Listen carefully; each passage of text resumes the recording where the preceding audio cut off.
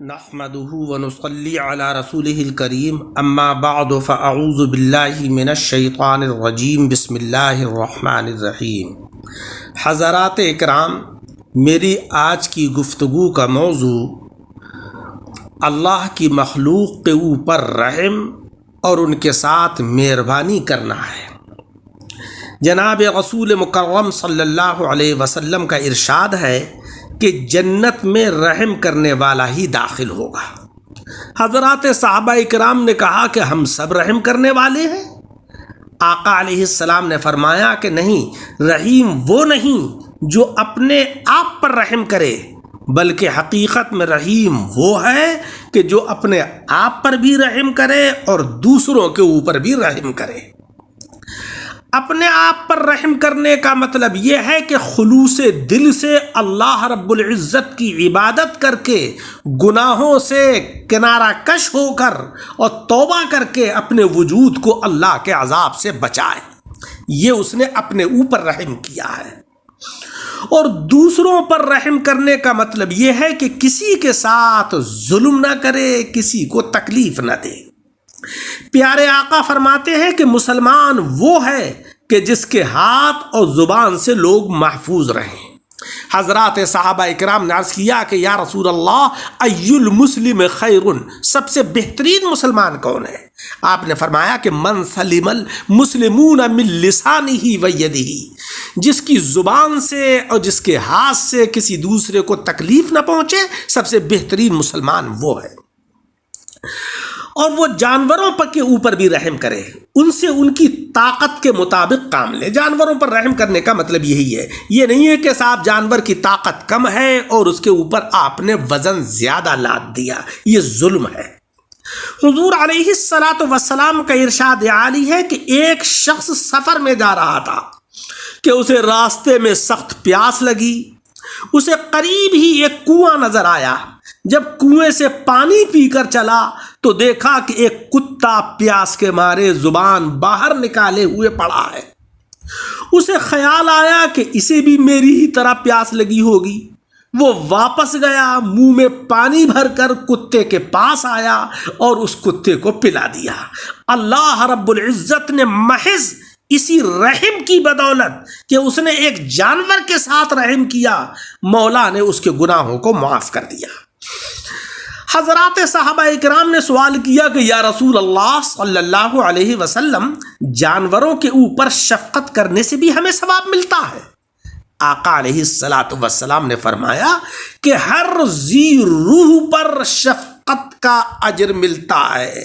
جس کے اندر اللہ نے روح داخل کی ہے، خواہ وہ انسان ہو یا حیوان ہو، اس کے اوپر رحم کرنا، اس کے ساتھ مہربانی کرنا، اس کے اوپر شفقت کرنا، ان سب کے اوپر اللہ تبارک و تعالی اجر و ثواب عطا کرتا ہے۔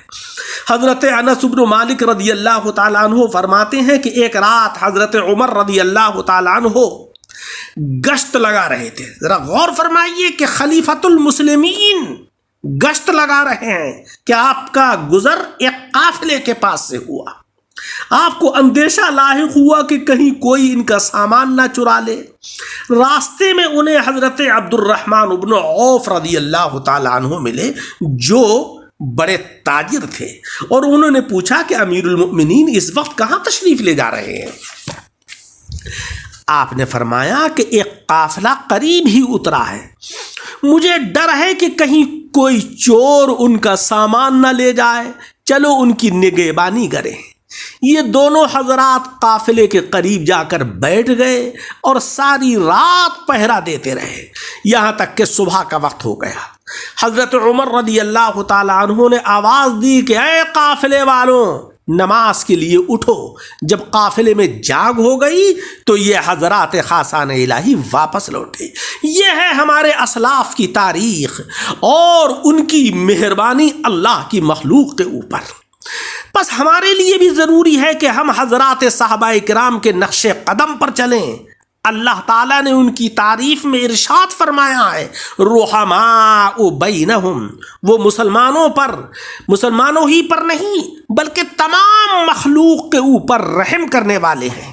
یہاں تک کہ ذمی غیر مسلم بھی ان کی نگاہ شفقت سے محروم نہیں رہے، ان کے اوپر بھی رحم کیا، ان پر بھی مہربانی کی، ان کے اوپر بھی شفقت کا اظہار کیا۔ حضرت عمر رضی اللہ تعالیٰ عنہ نے ایک بوڑھے ذمی کو لوگوں کے دروازوں پر بھیک مانگتے ہوئے دیکھا تو فرمایا کہ ہم نے تیرے ساتھ انصاف نہیں کیا، جوانی میں تو ہم تجھ سے جزیہ لیتے رہے اور بڑھاپے میں تجھے در بدر ٹھوکریں کھانے کو چھوڑ دیا ہے۔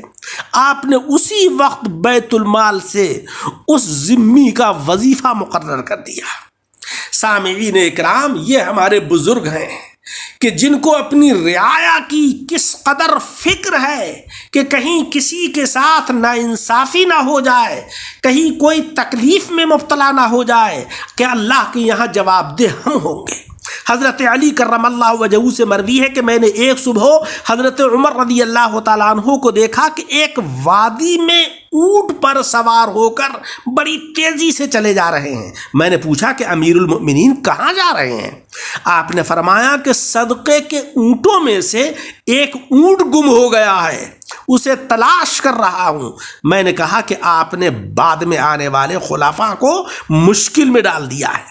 حضرت عمر رضی اللہ تعالیٰ عنہ نے جواب میں کہا کہ اے ابو الحسن رضی اللہ تعالیٰ عنہ، مجھے ملامت نہ کرو، اللہ کی قسم جس نے محمد صلی اللہ علیہ وسلم کو نبی برحق بنا کر بھیجا، اگر دریائے فرات کے کنارے 1 سالہ بھیڑ کا بچہ بھی مر جائے تو قیامت کے دن اس کے بارے میں مواخذے دار ہوں گا، کیونکہ اس امیر کی کوئی عزت نہیں، اس امیر کا کوئی وقار نہیں، اس حاکم کی کوئی اہمیت نہیں کہ جس نے اللہ کی مخلوق کو ہلاک کر دیا، اور نہ ہی اس بدبخت کا کوئی مقام ہے کہ جس نے اللہ کے بندوں کو خوف زدہ کیا۔ سامعین اکرام، یہ ہمارے بزرگوں کی تاریخ ہے کہ جنہوں نے اللہ کے بندوں پر، اللہ کی مخلوق کے اوپر مہربانیوں کا مظاہرہ کیا۔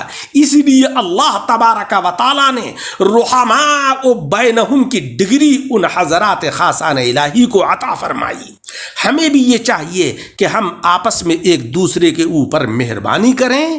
پیارے آقا علیہ الصلاۃ والسلام نے فرمایا کہ من لم یرحم صغیرنا ولم یوقر کبیرنا فلیس منا، جس نے اپنے چھوٹوں سے محبت اور پیار نہیں کیا، جس نے اپنے چھوٹوں پر رحم نہیں کیا اور اپنے بڑوں کی عزت نہیں کی، اس کا ہم سے کوئی تعلق نہیں ہے۔